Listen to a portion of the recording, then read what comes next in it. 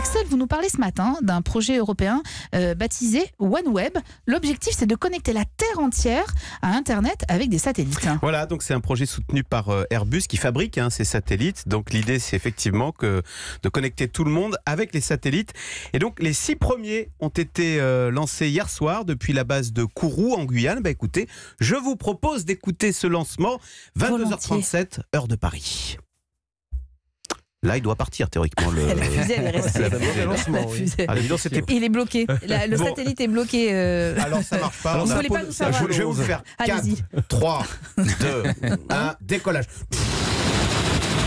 Ah, vous le faites bien. Voilà.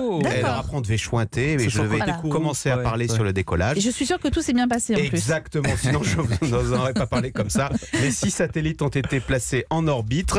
Alors on n'est pas au bout de notre peine parce que OneWeb dit pour que ça marche parfaitement dans le monde entier, il n'en faudrait pas 6, il en faudra 650. Donc vous voyez, il est prévu de multiplier les lancements, mais l'entreprise a levé pour ça près de 2 milliards de dollars parce que plus on a de satellites, évidemment, plus la couverture mondiale s'améliore. Alors on peut se connecter à Internet presque partout maintenant. Quelle est l'utilité en fait de ces satellites? Alors on peut se connecter presque partout, mais pas partout dans les zones montagneuses. C'est le presque en fait. Voilà, c'est le presque qui change tout. Et puis on peut pas se connecter par exemple dans les océans. Un bateau, il n'a pas de fibre optique. Dans les airs, les avions, il n'y a pas de fibre optique.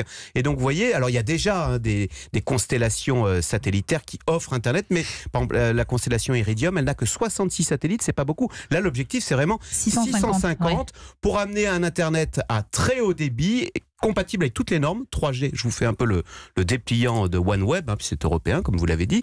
Donc pour apporter la 3, 4G, 5G et même le Wi-Fi. Et donc l'objectif, c'est d'être opérationnel dès 2020. Alors on n'a pas c'est demain quand même. Voilà, on n'a pas encore le détail des prix, mais c'est bien une connexion terre, mer, air.